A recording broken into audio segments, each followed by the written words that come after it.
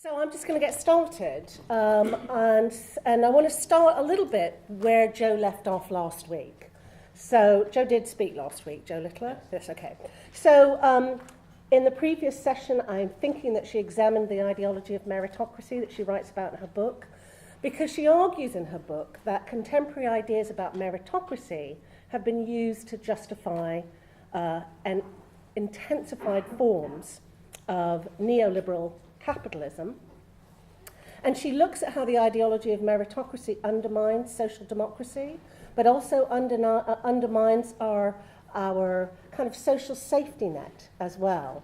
And this is because it insists that equality is a function of marketization. Everyone from, you know, the government to transnational organizations say that the way that you lift people out of poverty is by making them entrepreneurs. So this is the idea to say that it's really only through market forces that equality can be achieved. And so she emphasizes the way that this growth in the notion of entrepreneurialism plays a huge role in contemporary deployments of the language of meritocracy.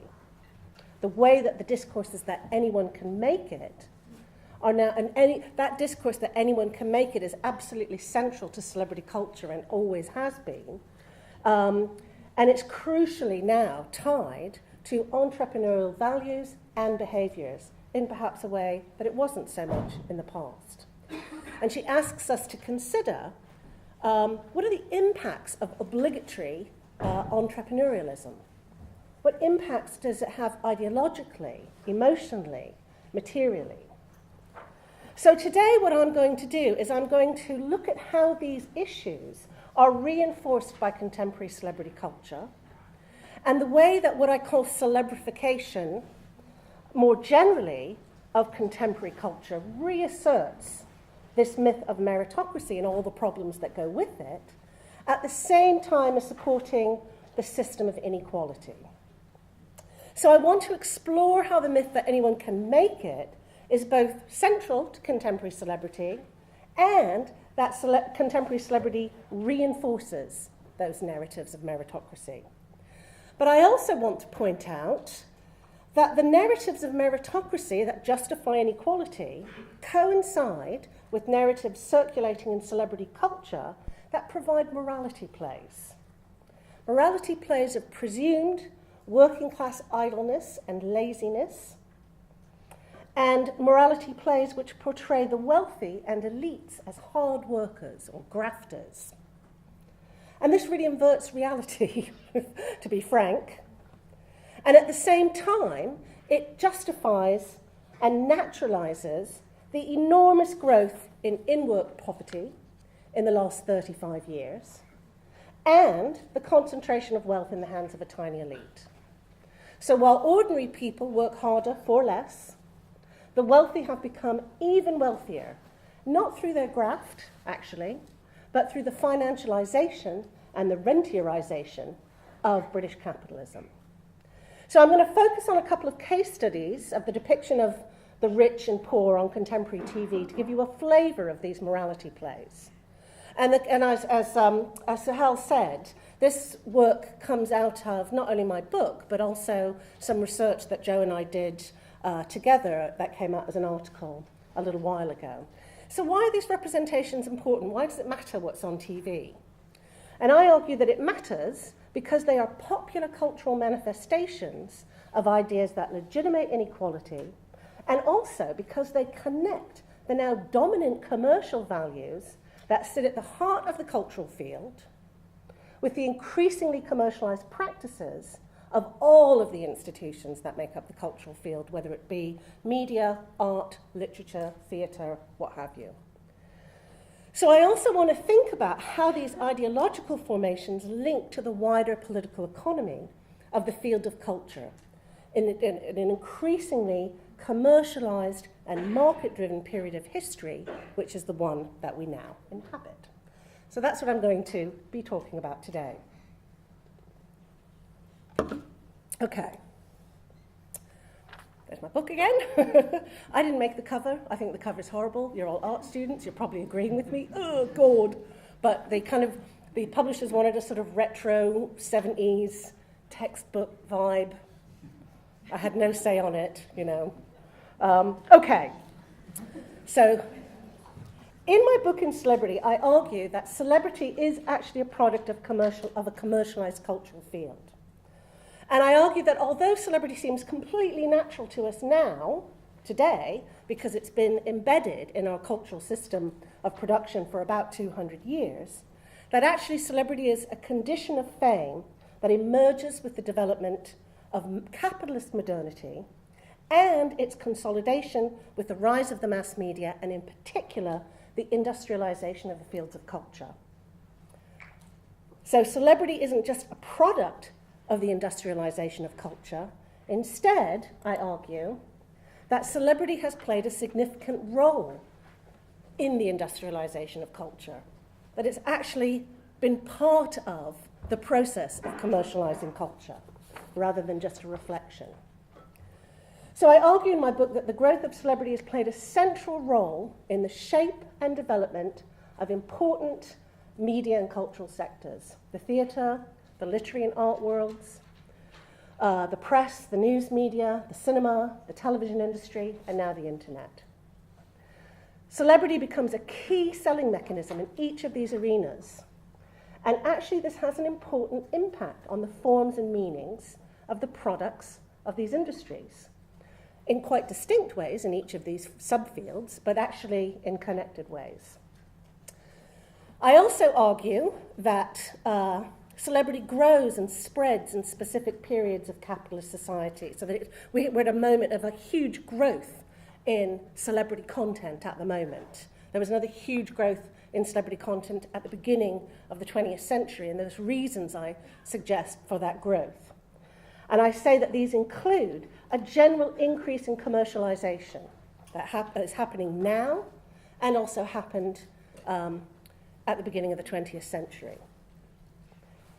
And this commercialization is both an organizing force in media and cultural industries and other sectors, and it's a key set of values that underpin the business decisions that organizations make, including the creation of content. So I say that celebrity goes hand in hand with commercialized content creation. So I argue in the book, and I hope I proved it, but you know, feel free to disagree, that the very first celebrity or star system actually comes out of the commercial theatre in Britain in the late 1700s. So unlike other European theatrical systems, the British theatre was commercialised. Actually, the rest of the European theatrical system was funded through aristocratic patronage, but that wasn't the case in the UK. And so it's significant that this Georgian theatre was a commercial theatre because it was subject to commercial pressures that other European theatres didn't face. And I don't argue that the theatre invented celebrity. There were huge social, economic and political changes occurring in Europe at the time that produced new elites, but also that produced new ways of being in the world, including being in the public eye. So celebrity must have had multiple points of origin, but it was in the commercial theatre that celebrity first becomes a system in the economics of a cultural form.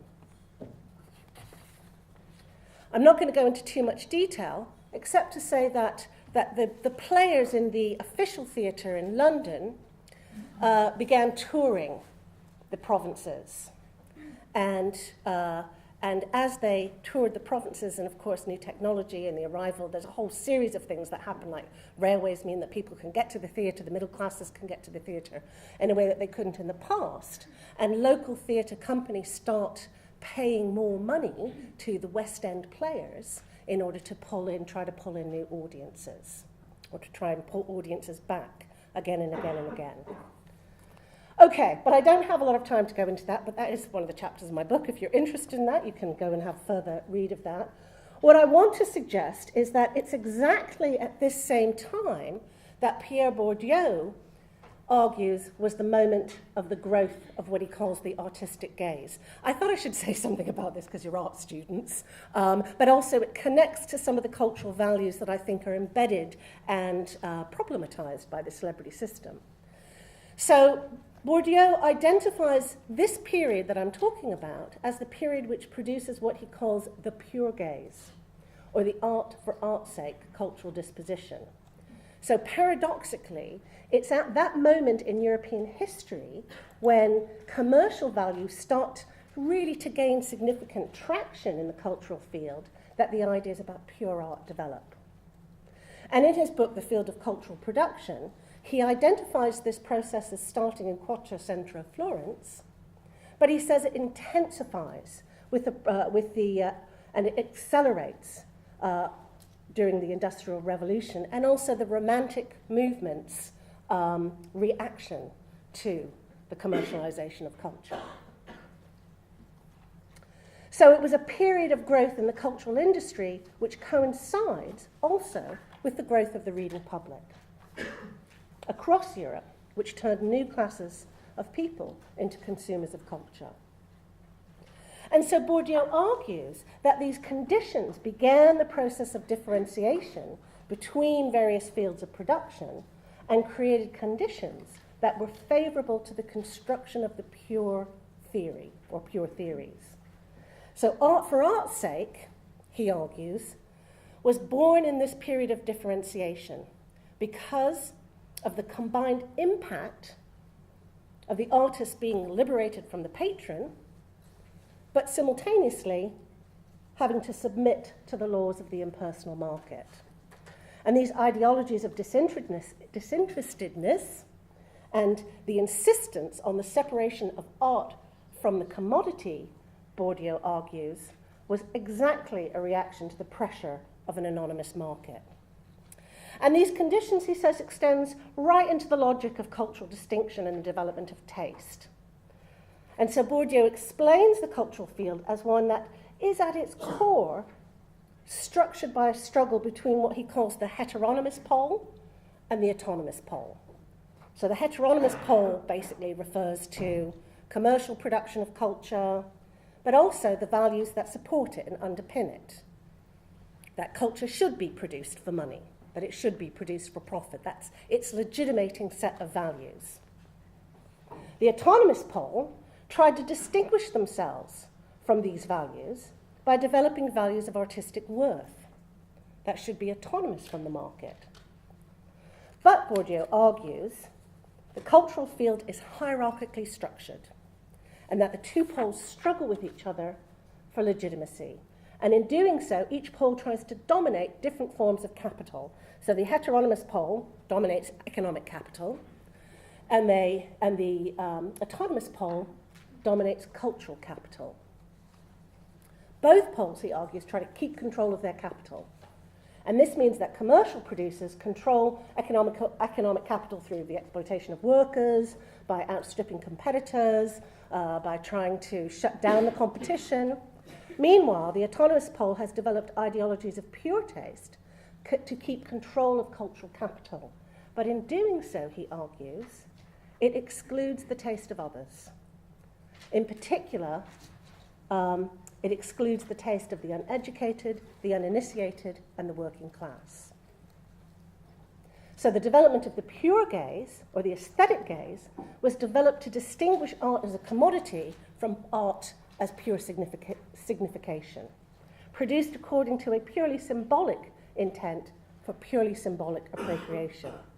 And so actually Bourdieu was very critical of the elitism of the autonomous pole of culture and its role, he argues, in the reproduction of hierarchy.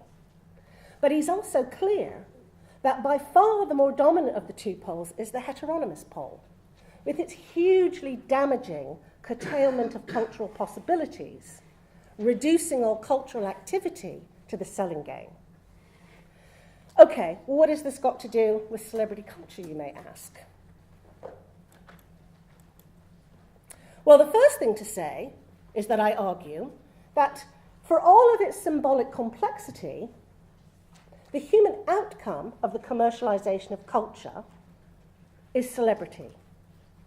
As all cultural products become commodities, so too do the human performers become a commodity, the celebrity commodity.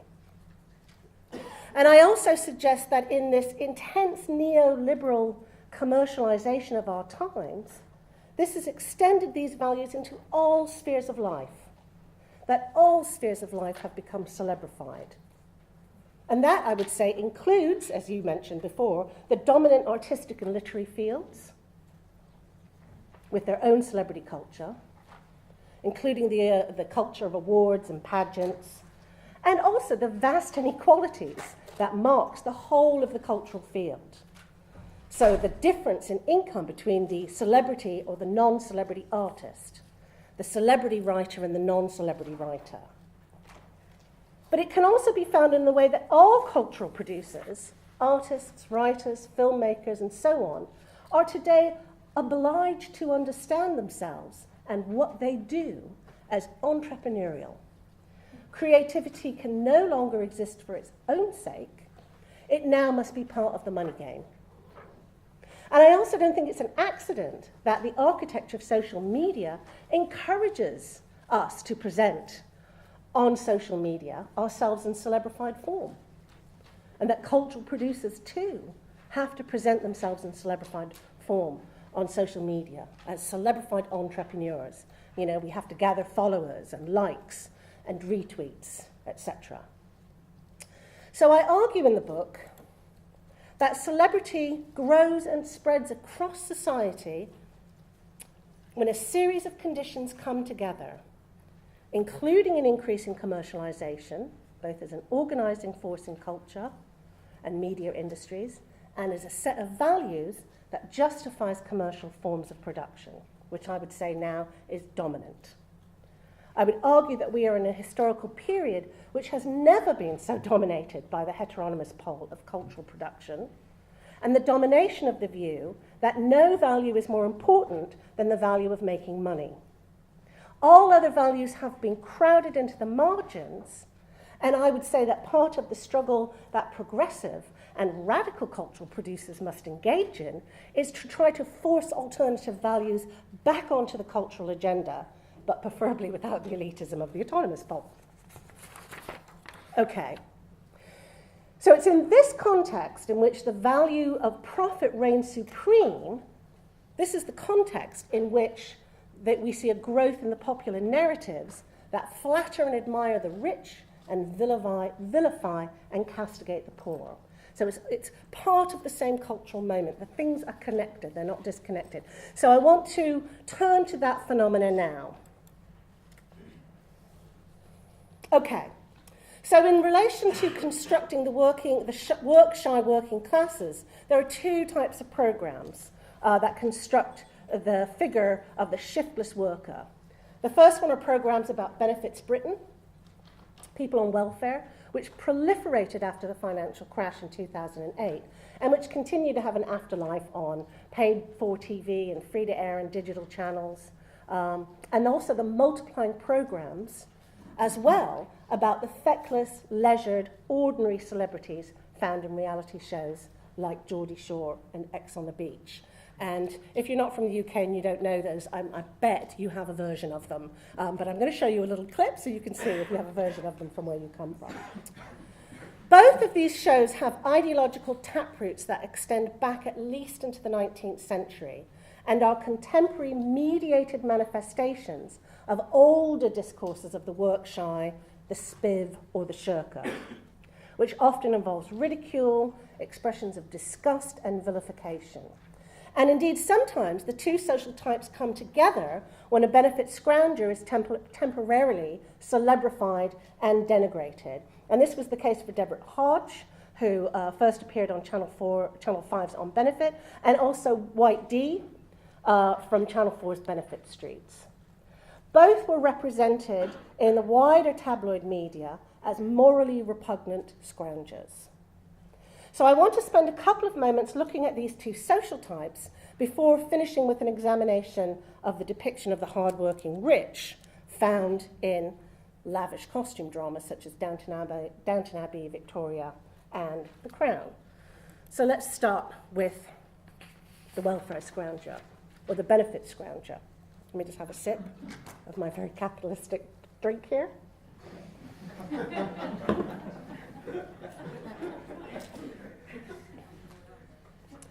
So the benefit scrounger reanimates images of the welfare scrounger, whose history Peter Golding and Sue Middleton have fully charted in a really interesting landmark analysis of welfare. This long-standing social type made a spectacular appearance in the British media in the 1970s in order to explain, or rather to explain away, rising poverty, and in order to blame the poor for the crisis of capitalism by explaining broader economic problems, and in particular the fiscal crisis, which began in the 70s and has kind of continued to the present day. So these economic problems were seen as the outcome of a so-called bloated and overly generous welfare state that was being exploited by welfare scroungers. And the media created a sense of moral outrage and moral panic in order to supply a set of explanations that shifted attention away from rising unemployment as a cause for poverty and refocused social problems on the individual failings of the poor. And the tabloid press and the news media played a key role in attempts to ideologically dismantle the welfare state and the welfare consensus. Now, this was a ready-made template for the then British Prime Minister David Cameron, and you can boo if you want to, David Cameron, boo. Yeah, exactly. In 2013, he claimed that being on benefits was a lifestyle choice. And on the eve of announcing draconian cuts in welfare payments, Cameron claimed, and this is a quote, no one wants to work hard every day and see their hard-earned taxes being used to fund things they themselves cannot afford or keep generations dependent on welfare. So this was used, this kind of ideology of welfare scroungophobia. But there were a couple of differences in the resurrection of scroungophobia, because while in the 1970s it was the tabloid press that amplified these views, today it's reality TV which has been at the forefront of pushing them, although, as you saw from the previous slide, the tabloid press has their role to play in it as well. But Britain's broadcasters have churned out dozens of benefits shows and have whipped up anger and resentment at those depicted on handouts, really in the service of audience ratings. So while earlier versions of the welfare scrounger were put into service to deflect attention away from poverty, actually, one of the key ideological planks of the current construction of the welfare crisis, as it's called, is the view that welfare itself is one of the major causes of poverty. So rather than the welfare being a solution to poverty, it's a cause of poverty in these narratives. Okay, so I want to move on now and onto the ordinary celebrity as another version of this, but do I have time to show the little clip? Yeah. Okay. So I just have to... So this is Geordie Shore. I'm going to show you a little clip from Geordie Shore, I hope.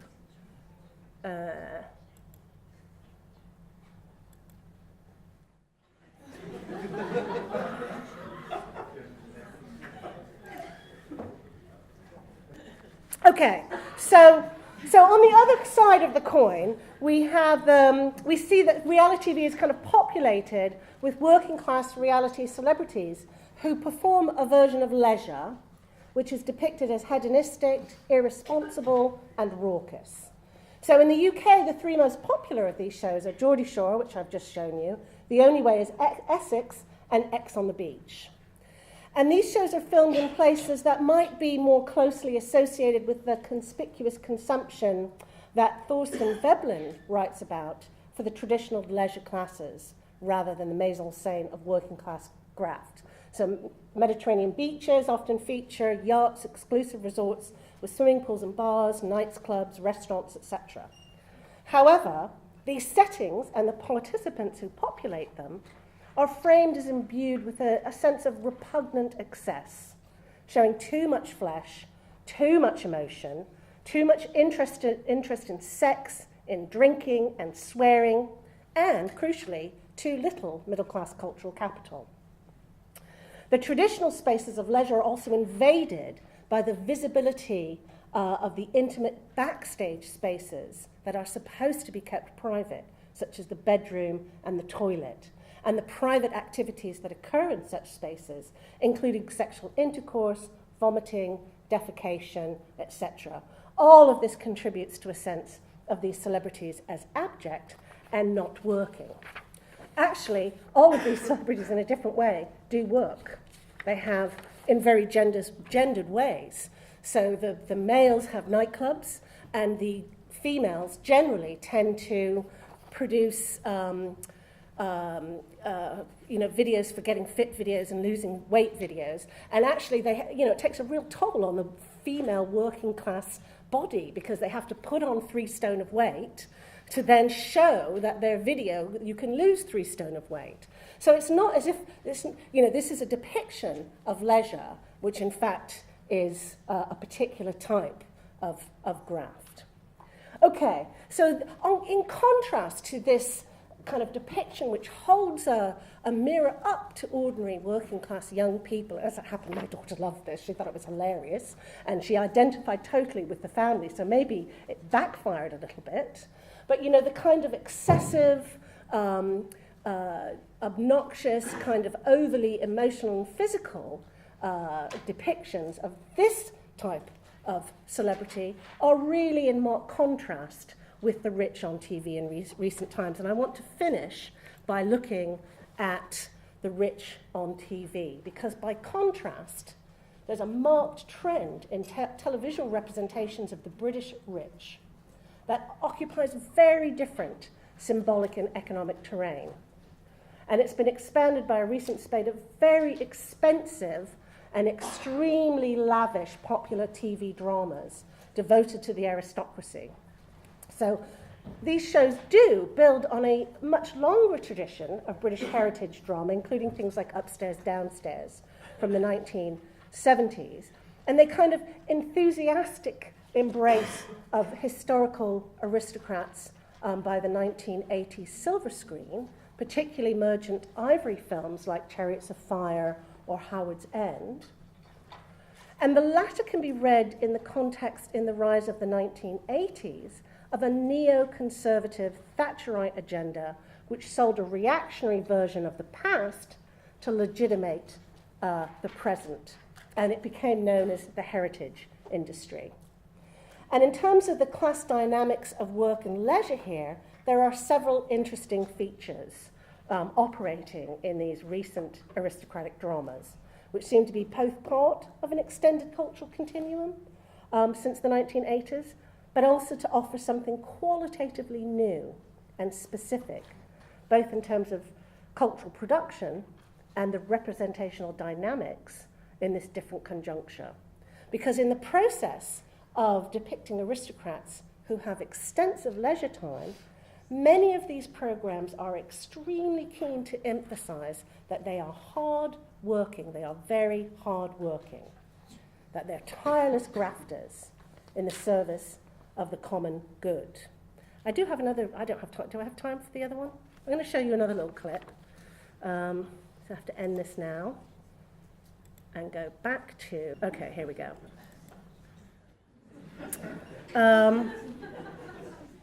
Okay, so you can see here really very different production values, the display of different, of cultural capital on the one hand and its non-existence on the other hand, and also this kind of insistence that the aristocracy work hard and the rising middle classes work hard, and that this isn't a leisured life. So this kind of inversion, I think, is really interesting. And of course, Downton Abbey also demonstrates that the grafters are often trying to work in service of the common good, so they say.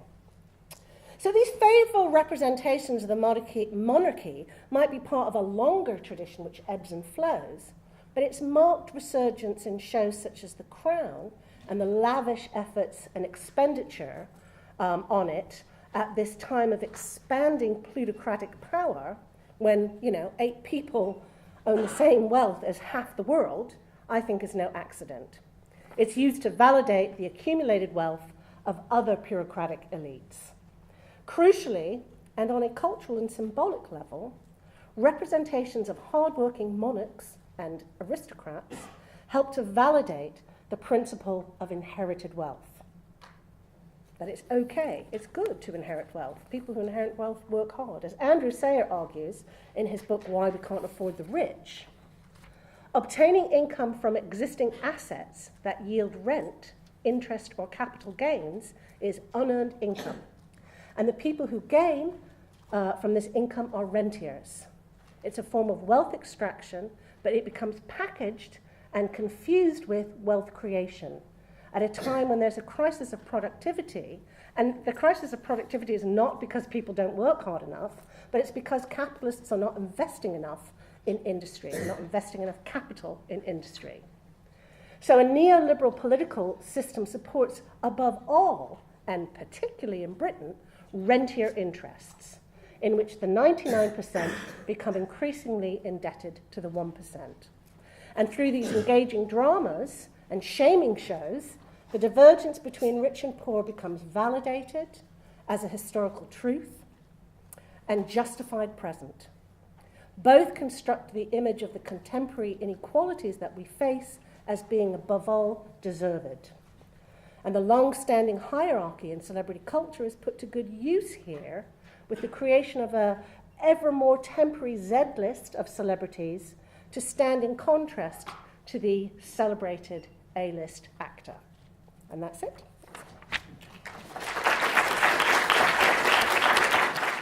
My initial question is just to kind of come back to meritocracy, which you said at the beginning, to tie it into the series.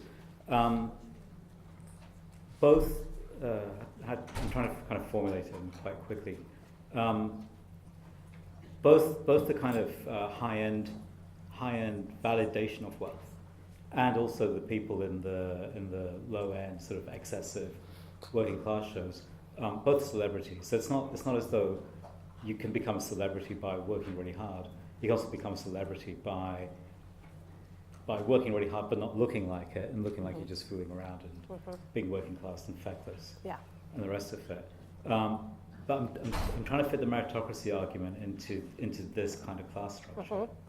I can see the point you're making that whereas once the critique of the upper classes were that they lived off the wealth of others, that's been completely inverted in the last 30, 40 years, where it now looks as though the poor live off the wealth of the rich, and that's a problem. It's not even that it's great that the rich pay for people who don't have money in order to continue living and kind of have basic conditions, the rest of it. It's understood to be a real problem that the poor can't live for themselves. So there's been that swap around in terms of who is the, you get lazy and sort of the kind of parasitical moment, if you want, in the kind of class structure. And I don't think that's specific to the UK. It seems to me like an international transformation. But I can't quite match that to the meritocracy. Claim. Shall I speak into the microphone? Yeah. Okay, so what I didn't say, and it is really important, is that most of the people on reality TV shows don't get paid for it. So they get a stipend, and they have to sign away. The contracts, it's really hard to get hold of contracts, but a couple have been leaked to the New York Times from Survivor in the US, and a couple were leaked to Equity. And they are absolutely horrendous contracts in which there is no pay, it's a £50 a day stipend, which isn't even the minimum wage, and the studio owns your life story in perpetuity and across the universe. So if we ever can get to Mars, those people still don't have the right to tell their stories the way that they want to.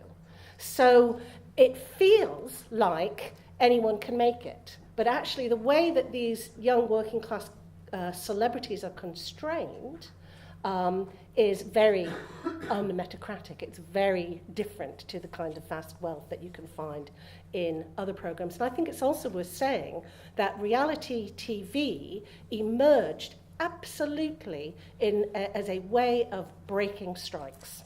So it emerged in the United States around things like Survivor, when there was a massive writers' strike, and the studio heads bought in a load of material from Europe so that they could put on shows and circumvent the strike, and actually it pretty much smashed the writers' union in American television at the time. And similarly in the UK, you know, celebrity, this kind of ordinary celebrity has gone hand in hand with deregulation, with the smashing of workers' rights in the media industry in this country. So this fable that anyone can make it happens at a time when actually less and less working class people are working in the media. And more you actually have to be quite well off to do an unpaid internship or something like that. So at a time when we see these kinds of narratives of working class life, the more thoughtful narratives that we got from, you know, the kind of social realist dramas of the 1970s have kind of disappeared. So I think that it does absolutely fit into this idea of meritocracy, or it hides the problems with meritocracy by both vilifying the working class celebrities and implying that you don't have to do anything, you just have to be excessive and you can make it. You can't. Actually, all of those people, anyone who goes on reality TV now has an agent, and the agent rings up, you know, the production company, a Big Brother, and says, "Oh, I've got one who shit on the carpet. Take her, she'll be really crazy." You know, so it's not as if you just plucked from obscurity. There's a very definite process of trying to pull out the most extraordinary of the ordinary. But isn't there also a sense in which the kind of debauchery and excesses that we just saw a little tiny bit of in the Geordie Shore clip, I mean, that's understood to be partly performance for the cameras as well. Yeah. And in a sense, like the example you just gave of, you know, the more excessive you can be, the better you'd be for reality TV. It's a kind of meritocracy as well, because there's a kind of parameter set for the kind of actions that do well on that type of TV. And then you have to kind of find the people who will perform to it are the ones who will succeed, which is the basic meritocratic kind of requirement.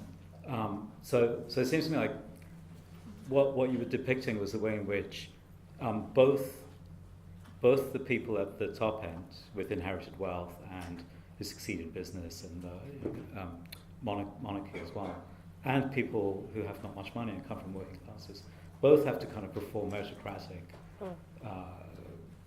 mechanisms essentially, right? So what the Downton Abbey clip shows and what you see on The Crown and the other programs is that they will only succeed if they work. And so the kind of performance of being the queen or the work that goes, it's not just enough to be handed the title. You also really have to work at it to kind of make it work well. In a way, that's kind of how to put it. That's also trying to. You will only succeed if you work hard, and anyone can make it as long as you work. That seems to be the meritocratic. So there's a kind of democratic moment in meritocracy that as long as you work, you can do it. Doesn't matter what your background is, but you do have to do the work and you have to put the hours in.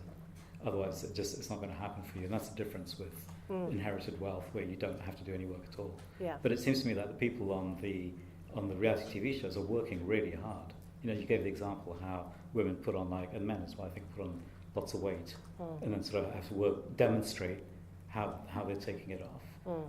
So it's more the carrying through of the task at a sort of peak level, whatever kind of task it is. So there's a kind of dissolving of inherited class structures, but also kind of reconstruction of them through meritocratic mechanisms. So I'm just trying to again get because in the discussion last week there was a bit of going backs and forwards between whether class still persists in the way that it used to, which is what this seems to suggest, or whether it's kind of transformed by meritocracy. I just wonder if you had any thoughts about that, if not the previous stuff. Well, yeah, I'm sorry. I suppose there's two answers. I suppose the first answer is Richard Dyer wrote a really interesting landmark book about stars back in the 1980s. And he argues that the star and celebrity system magically holds together opposites. And so one of the things that celebrity can do and stardom can do is hold together all of the contradictions of meritocracy. So on the one hand is the idea that saturates celebrity culture, that anyone can make it. But the other idea is the exact opposite. You have to be special to make it. And celebrity somehow manages to hold these two polar opposites together. So I suppose that's one way of thinking about how celebrity contributes to meritocracy, or to the ideology of meritocracy. The other question is about whether or not class still exists. I'd really like to know how Joe answered that. I mean, I think that, class, it's absolutely clear that working class as a social formation still exists, but it's not the same as it was in the 1970s when people worked in mines and factories.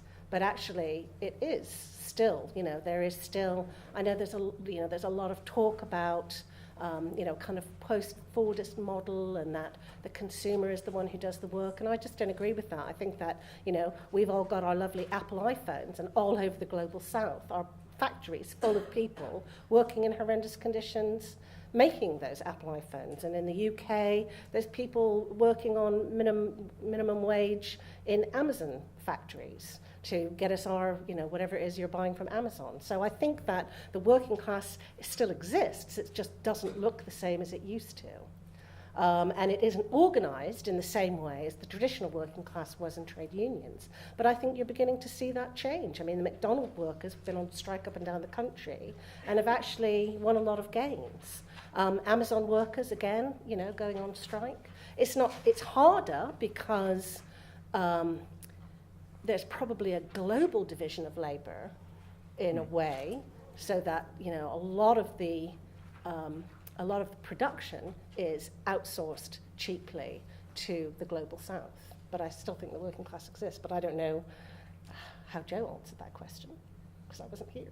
You can watch the video on YouTube when it comes out. Okay. Are there any questions? There's one here, and there's one at the back. We'll take this one first.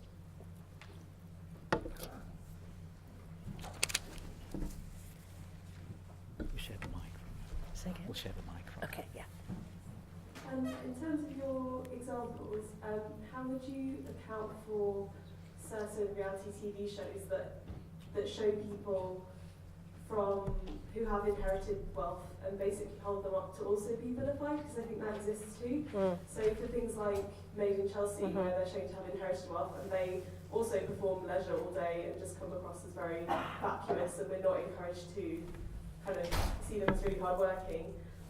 Or something like Life is Tough, which follows the Fulford family, who are this very rich family who live in a castle, and they have to try and maintain it, and they're very useless as well. So, because it struck me that the Crown and Downton Abbey are fiction as opposed to kind of reality TV, and also, obviously, reality TV and these kinds of dramas are often aiming at different audiences as well. So. I don't know, what do you make of that kind of reality TV show? Yeah, I don't know that final one that you spoke of, but now I'm going to have to go and have a look at it. I mean, I don't think that nothing is monolithic. So the cultural field isn't monolithic. There's always counter tendencies and countervailing tendencies. So Joe and I chose these very extreme examples in order to kind of make a point. But of course, there's a new program which is about benefit streets, which is much more critical of this kind of stuff, which is showing on Channel 4 at the moment. So I think that there are counterexamples, but I think if you look at the kind of endless output of a particular type of story, that it has an accumulated impact. So just as in the tabloid press, if you look at the tabloid press, the endless stories of benefit scroungers, it has this kind of accumulated effect, even though there are other stories in there as well. What I would say about Made in Chelsea, it is true that they're constructed for us to laugh at them, but there's absolutely no question about it that they all possess appropriate cultural capital, and they know how to be in a room without doing what Geordie Shaw did. They're visibly, they're backstabbing, and, the men are really sexist and are always trying to get one over on the girls. And in some ways, what that show does more than anything else is naturalise gender differences. But they are very much, I think, portrayed as having appropriate cultural capital. And although they do leisure, they also have businesses on the side, and there's always something going on in an office somewhere. But you're right, they're constructed to be laughed at, absolutely. And I think that you can't read off from a text what goes on in people's heads.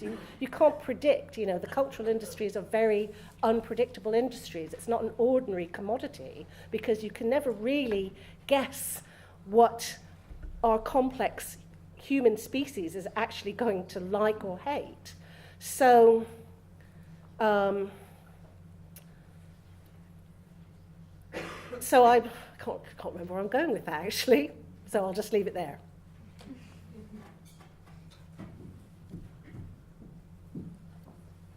There's two at the back. You take the one further back first, and then go to top. Oh, there's the third one.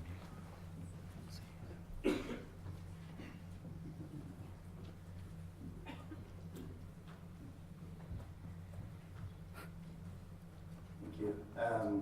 I just wanted to touch on that last comment about kind of the depiction of wealth within reality TV, and maybe this gives more insight into that, into the way we discuss wealth within the US.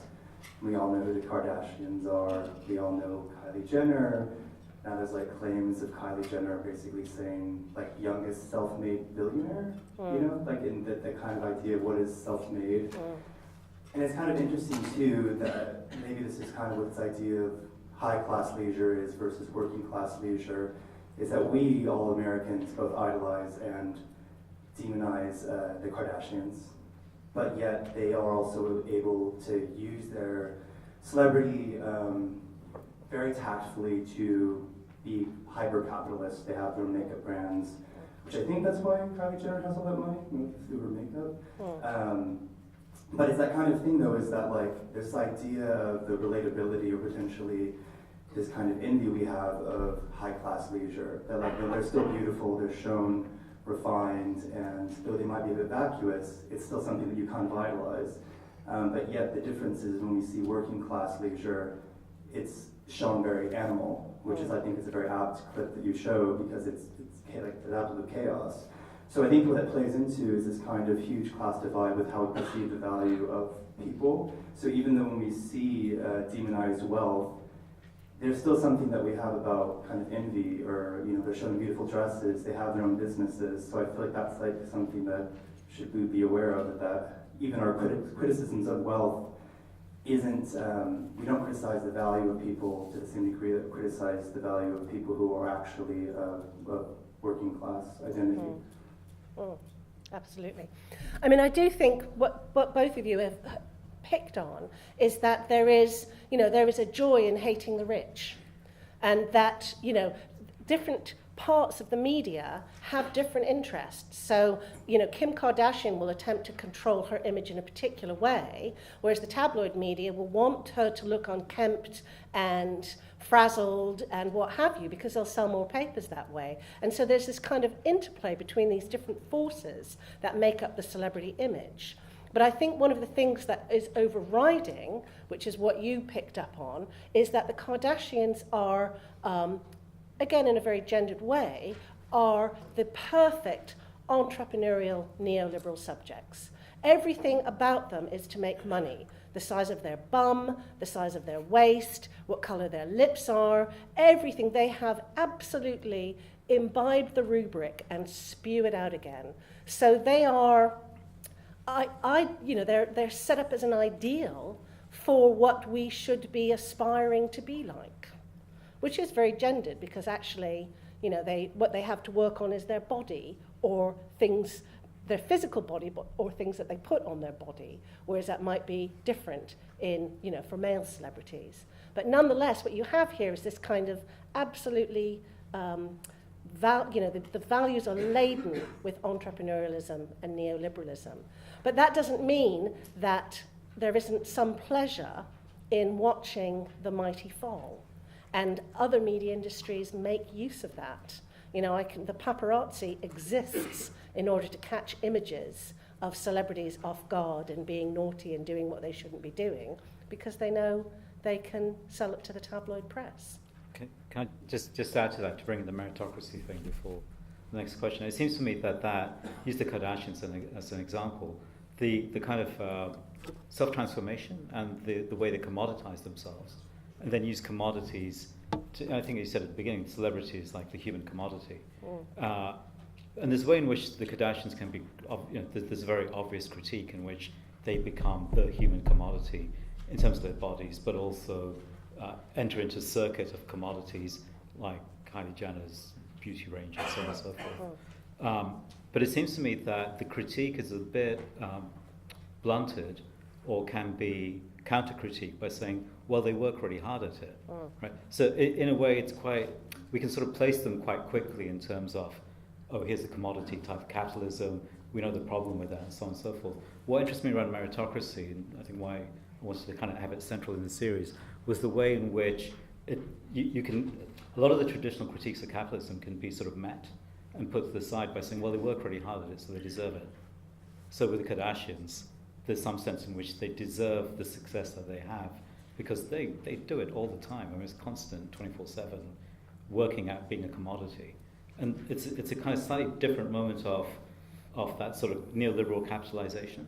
So on the one hand, there's the turning yourself into product and using products to do it. So the advertising goes back, the celebrity endorsement goes back and forth between product and person. But the legitimation of it and the it's not quite an alibi, but a kind of validation of that effort is actually they work really hard, and it's kind of it's an effort. It doesn't come naturally. So there's a big display about how it happens as well. And part of the tabloid, caught you out moment, it's partly a morality story that you didn't really work hard enough all the time, and that you should have. So we caught you out because, like, your dress slipped, or you showed your boobs when you shouldn't have been showing your boobs, all this kind of stuff. It's kind of like actually you weren't working as hard as you should have been constantly. It seems to me that's the meritocracy moment in the kind of circuit. So the commodification is kind of excused or given a substance or given some sort of moral weight through the efforts that are made, and that working at it is something that anybody can do because that's just about one's own capacities and willingness to go on with, and that seems to me that's the sort of particularly pernicious thing about meritocracy within this framework. So I just wanted to add that. It wasn't really interesting kind of question. So there's a question here. Hi, great talk, thank you very much. One of your slides ended with welfare as a way of causing poverty. I wondered if you could expand on that one. I mean, really all that's saying is that in the past, welfare scroungophobia was seen as, as really, the fault of the individual, and that part of the problem with the British economy is that the welfare system was too bloated. But now, if you look at these narratives of Benefit Street, et cetera, in the tabloid press, what you see is that the narrative is structured around this idea that welfare itself that causes poverty. It's not having a job or not earning enough, So it's this idea that we really don't want this bloated system, not only because it does to the economy, but because it creates poverty itself. And of course, what this belies is the huge in-work poverty. So most people on benefits in Britain work. And so it's basically just an inversion of reality, I suppose, is what I was trying to get at. Cool.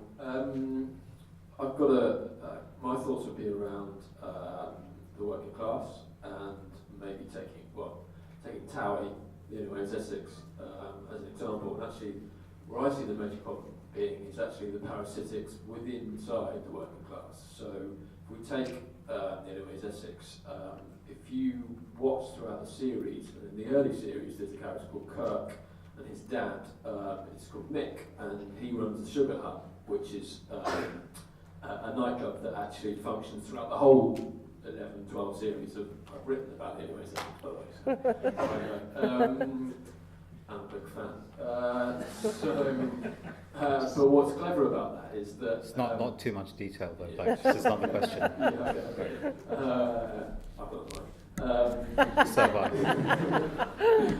So actually, what happens with Nick is that he, and often, and it's not just male characters as well. There's a number of female characters that have done this. Is they spend a short amount of time inside the program, and they kind of use the program and its cultural capital or its exposure to be smart and strategic and entrepreneurial. So what Mick has done is managed to profit and extract value from the kind of debauchery and excess that happens within the working class. I think that's the biggest problem for me, is that in difference to Made in Chelsea, whereby we see business and the idea that people are kind of helping each other. So it's I can party plan for you, I can event plan, go and see my friend. Whereas inside something like University of Essex, it's much more dog eat dog. And I think that needs to be addressed far more and exposed. Yeah. I mean, that's it. Sorry. Is there No, another it's fine. question? No, there's the questions at the back. Just moving the mic on. Answer that one. I mean, I think that's really interesting. They're both interesting points. It's really, the only way is Essex was one of the most profitable. And when the original cast realised how profitable it was, they went to the production company and said, you have to give us more than 50 quid a day. And the production company said, no, we'll just fill this up with a bunch of new kids from Essex, so take it or leave it. So I think that's really interesting, and so the way that these kind of reality TV stars make money is not by appearing on reality TV. They use the cachet of being on reality TV to do other things, to get, and again you see it very differently. Binky from Chelsea, Made in Chelsea, will get, will sponsor, will be at the face of Nike or something, whereas that won't happen to the young women in Towie. So there is that kind of... It has done. Has it done? Okay. Yeah, it has a lot, actually. Yeah, But is there... They're in very gendered roles. Yeah. Hairdressing, for example. Yeah. It's a huge part of... But I think it's kind of that, it's part of that sense that, it's this performance of leisure which hides the real work going on behind the scenes, I think, is for me and Joe, when we wrote this article, something that we found really telling about the cultural moment that we're in, I suppose. This question might be a bit messy because I still haven't fully resolved it in my head, and maybe also looking in a slightly different direction, but I was really interested when at the start of the lecture you were talking about this kind of dialectical tension between the heteronymous pole and the autonomous one, and in particular how the autonomous pole seems to reproduce hierarchies of taste and therefore produces this kind of exclusion and elitism. And I guess I found what was really great about the lecture that you gave was almost kind of trying to collapse that distinction and saying, I think this idea of the autonomous pole in some sense is predicated on this idea that you can separate out economic factors from merit as such. And so then I kind of wanted to, it kind of, for me was a provocation thinking about maybe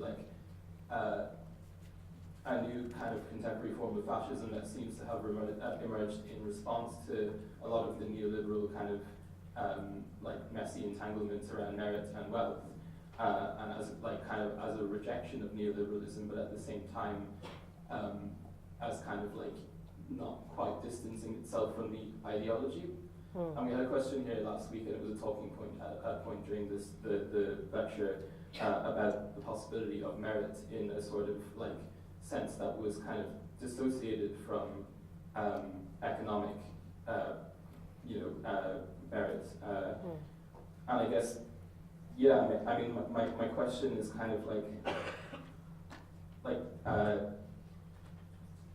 I feel like this is still really problematic to talk about merit in a sense that kind of returns to this kind of universal subject to it, which I think in some senses like encapsulated by the notion of celebrity and by the notions of like hard working and graft, and that being kind of like like a way of overcoming various kinds of difficulty. And so I guess I was just kind of wondering how do we reproduce value that doesn't turn to that in some sense? How do we how do we kind of have value and simultaneously not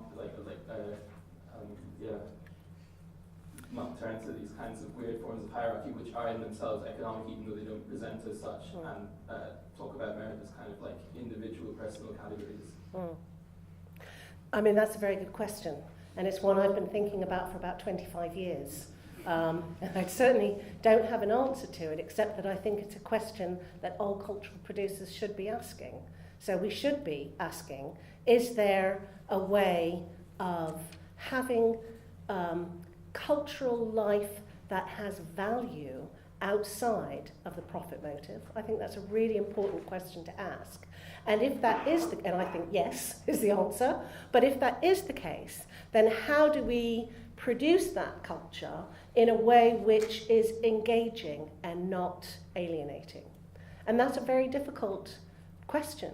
It's this whole, I'm sure you know about them better than I do, but there's whole movements in art that have tried to be difficult, that have tried to not be easy precisely to get people to think, and yet at the same time perhaps exclude people who aren't initiated already into those ways of thinking. It's a really thorny issue that I think the solution to that is for us to have it as something that's part of a very important conversation.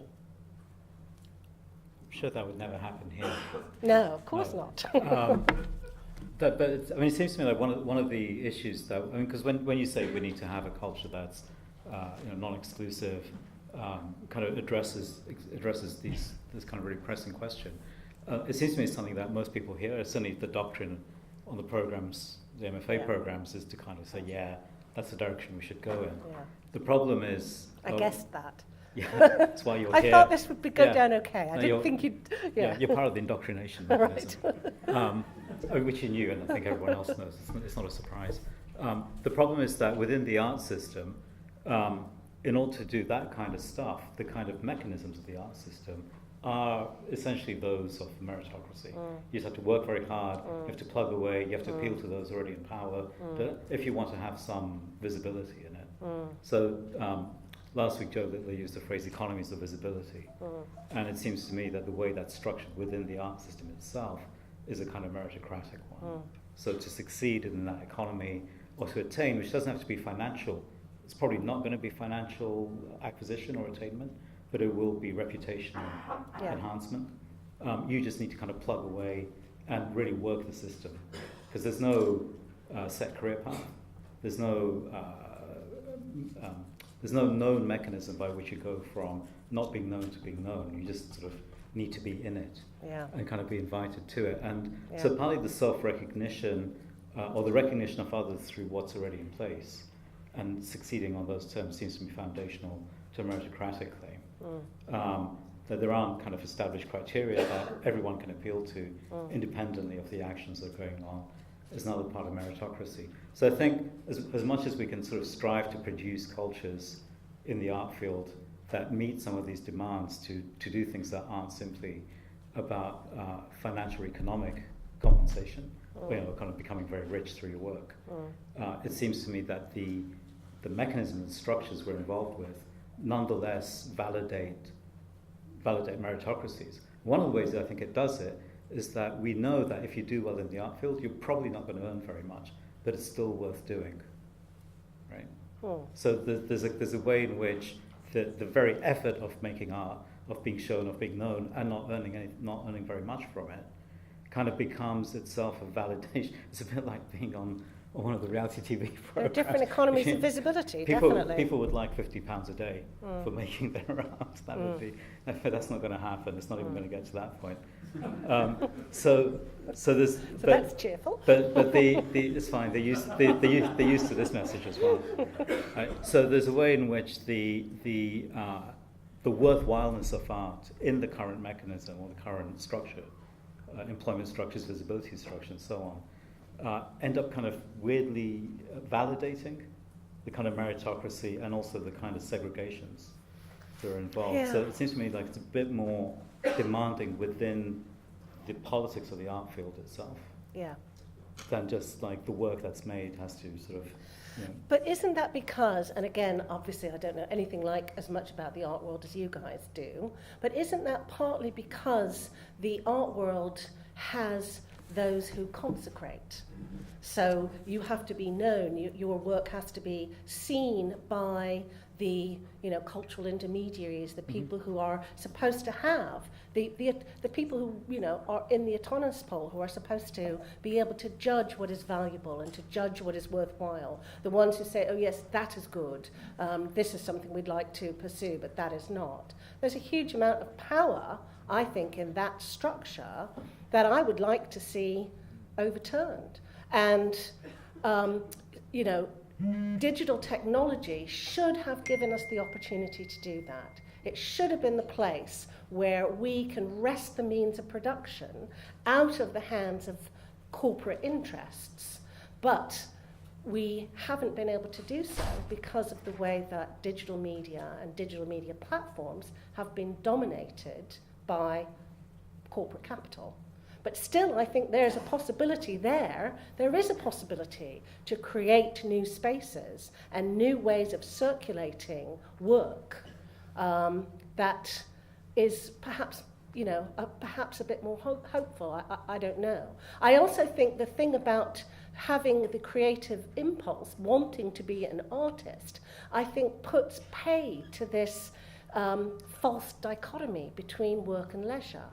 That actually, if we didn't live in such an alienated world, we wouldn't see work as this horrible thing that we hated to do, that we had to go to do to not get paid very much by people who boss us around. We would see work as something that actually is part of what we are as human beings. But it's alienated from us because of the way that it's organised and set up. That's a question. Hi, I was just thinking about it, like maybe, obviously the technologies and the way we're looking at it is very neoliberal, but I couldn't help but think that it's kind of very Bakhtinian and this idea of a kind of more ancient idea of controlling the masses through sanctioned carnival and sanctioned kind of decadence and grotesqueness in a kind of short period of time. And I think my perspective of it might be that this has kind of saturated our culture to the point where there's no real room for people making cultural contributions that actually incite any change, because it's completely saturated with this these represent. I mean, the one that we saw was very much a kind of carnivalesque depiction, and that potentially it's a sort of control mechanism to give us that in a sort of digital form, so we don't actually even have to do it ourselves anymore. We can just watch someone else doing it, and it's just a sort of to prevent any kind of actual uprising or change. I don't know, I just thought it was maybe a potentially more ancient hierarchy than just a capitalist one. I mean, I think you could definitely read that as Bakhtinian, that completely. You know, I think that would be a really interesting way of trying to make sense of something like Geordie Shore. But the thing is about the carnivalesque is that it, yes, it's supposed to be a form of containment. And actually, when Bakhtin was writing about it, he was writing about ancient Russia, but actually really what he was writing about was Stalinist Russia. He just couldn't say it overtly and keep his life.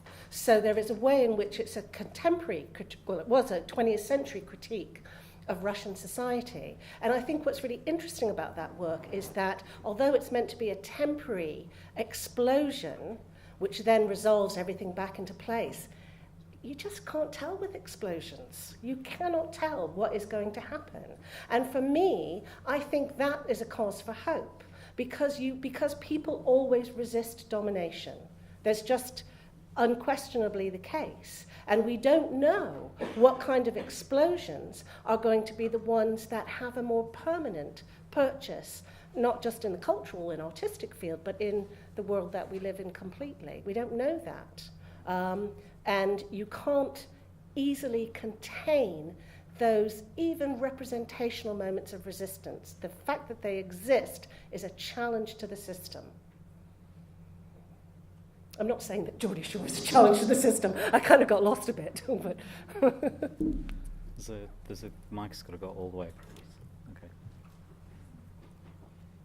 I'm going to ask you about social media in a minute, just to finish off. Thank you for your talk. I wanted to ask, particularly about the relationship between genre and economics, because in the talk I'm just kind of thinking about, we look at reality TV and it sells itself as being reality, right? The entire marketing ploy is that it's reality, but actually usually it's pretty far removed from reality.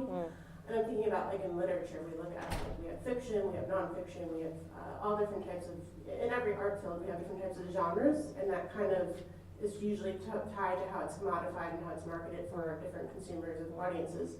So I'm kind of just interested in what you would have to say about, I was very much interested when you said how, you've traced how this cultural phenomenon has happened since, I think you said the Georgian era, Yeah. right? So I'm kind of interested in that kind of relationship of, is it more of a case of genre of, a lot of this is specifically designed for popular culture. It's not on independent documentary, stations that a bunch of Goldsmiths people like me might be watching. So, I think I think different representations exist, and I think it's just a matter of genre in a lot of cases. So I wonder if you could just speak towards that. Yeah, absolutely. I mean, Dave Heskenhold's written a really interesting book called The Cultural Industries, and one of his main arguments is that you can't just talk about the cultural field as a whole, because there are different aspects, there are different, there's different modes in the cultural field, and of course, even in the cultural field, even in television, there are different genres, there are different production cycles, there are different reasons why particular texts come to be in front of us, part of which is economic, other parts cultural and sociological. So genre does matter, I agree with you. It absolutely matters. I suppose my concern is that I don't see a plurality of genre out there. I don't see a vast array of equally visible things taking place. I see a domination of a particular corporate form of culture, and that heroically, people are trying to carve out spaces to do alternative things. But you have to hunt for it, and you have to kind of be in the know. So I agree with you, genre is incredibly important, and we can't just say all culture is bad, because that's as insane as saying that we all are completely dominated and, we might as well just give up now. Not all culture is bad, and people aren't entirely dominated. So I think specificity is always important when you're investigating anything, to look at why genres exist, when they developed, how they developed, who developed them, who watches them, and why. Yes, so I agree. All right, I don't see any more questions, so I'm going to ask you one last one. Okay. Because you had a momentarily optimistic moment. Oh, God, you got to knock that out of me. Yes, can't have that. So it's going to be about social media. And it seems to me that partly it's related to the first series of talks that we had on social media. But I was wondering, just because you're here, what your thoughts were about social media as a way in which everyone on social media is a celebrity. Yeah. And you kind of have to perform the celebrity function if you're going to do well on it. Yeah. So what I see on social media is people who thrive on it, who do really well on it, really have to be on top of it all the time. And partly the kind of feedback mechanisms are sort of, there's kind of ubiquitous celebritification. Yeah. But it also strikes me that the Kardashians are a good example, that you can only be that celebrity if you're really on it all the time. Like, you have to be really responsive to your social media feed, what people are saying, kind of how many likes you're getting, kind of pushing people into private messaging to get more likes or particular messages, and the rest of it. And that seems to be a meritocratic structure. Yeah. So the people who succeed in social media are those who work really hard at it, who can be anyone at all. And so there's that particular complex of social media, which is kind of the problem we're describing. But on the other hand, the hope around it, or the wish for it, was it would be precisely the multiplication of genres and possibilities and so on. And it seems to be both somehow. Yeah, I mean, that's quite optimistic, isn't it? I'm probably not as optimistic. I think that social media absolutely insists that we perform a celebrified version of ourselves. And I think if you look at the people who set up social media in Web 2.0, they are the neoliberal entrepreneurs of Silicon Valley, saturated in the Californian ideology, in which is in itself very meritocratic and deeply, deeply racially and gender divided. So I don't think it's an accident that the kind of social media that we've got comes from Mark Zuckerberg, who, if you like, is emblematic of that kind of thing. So social media insists that we perform in a particular way. There are lots of people on social media grafting and not getting anywhere because and then there are other people that, Kim Kardashian doesn't sit and do all of her social media. They've got teams to do it. It's a business. It's an industry. She employs people. So in itself it has become a new form of business, a new form of kind of celebrity business. So I don't think, on the other hand, of course, Black Lives Matters is a social media phenomenon. And other forms of resistance is to be found in social media, but it doesn't lend itself to it easily. It's not, it's about not just getting likes, but also, advertising feeds. I mean, that's a whole other talk that you'll probably have at some other point. The algorithms that run our lives are about, selling our data on to third parties. You've had that one. Yeah. Okay, so I won't go on about that. So, social media is a new, intensified neoliberal form of the celebrification of the self, in a quite depressing way, I think. All right, that's where I was hoping you'd Oh, you've good. You got it. All right, great, that's fantastic, thank you. All right, thanks, Malik.